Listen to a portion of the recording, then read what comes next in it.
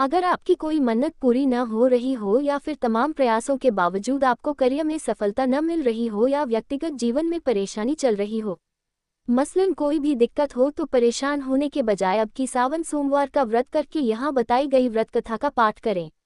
मान्यता है कि सावन सोमवार के दिन अगर व्रत रखकर इस कथा का पाठ किया जाए तो जातकों की मनचाही मुराद पूरी हो जाती है। एक साहूकार था जो भगवान शिव का अनन्य भक्त था।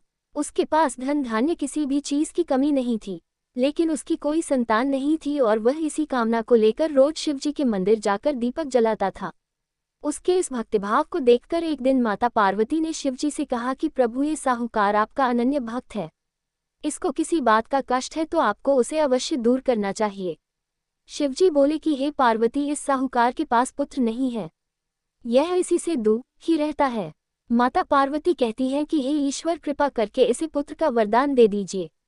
तब भोलेनाथ ने कहा कि हे पार्वती, साहूकार के भाग्य में पुत्र का योग नहीं है, ऐसे में अगर इसे पुत्र प्राप्ति का वरदान मिल भी गया तो वह केवल 12 वर्ष की आयु तक ही जीवित रहेगा।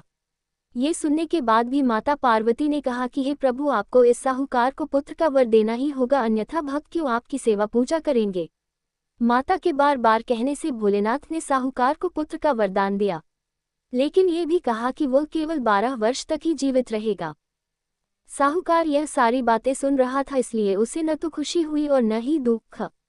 वह पहले की ही तरह भोलेनाथ की पूजा अर्चना करता रहा। उधर सेठानी गर्भवती हुई और 9वें महीने उसे सुंदर से बालक की प्राप्ति हुई।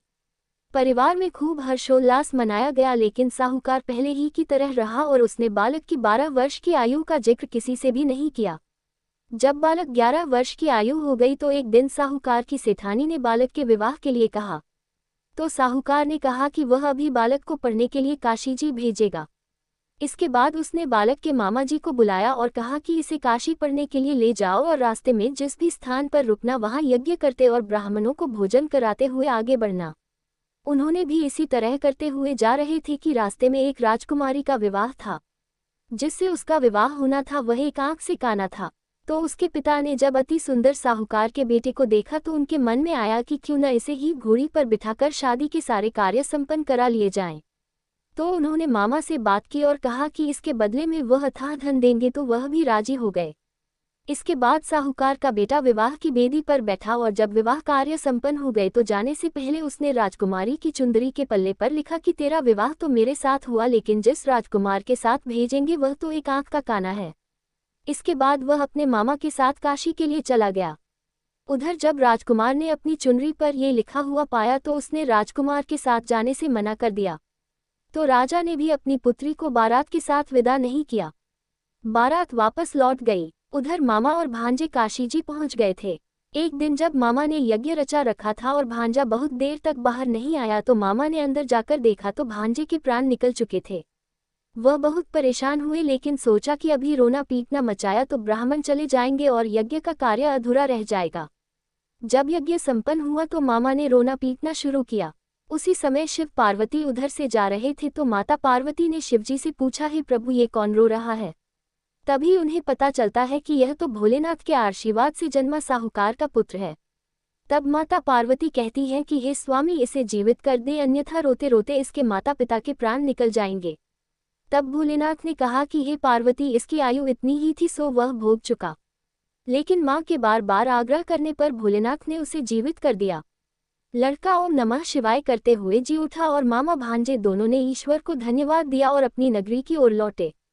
रास्ते में वही नगर पड़ा और राजकुमारी ने उन्हें पहचान लिया। तब राजा ने राजकुमारी को साहूकार के बेटे के साथ बहुत सारे धन धान्य के साथ विदा किया।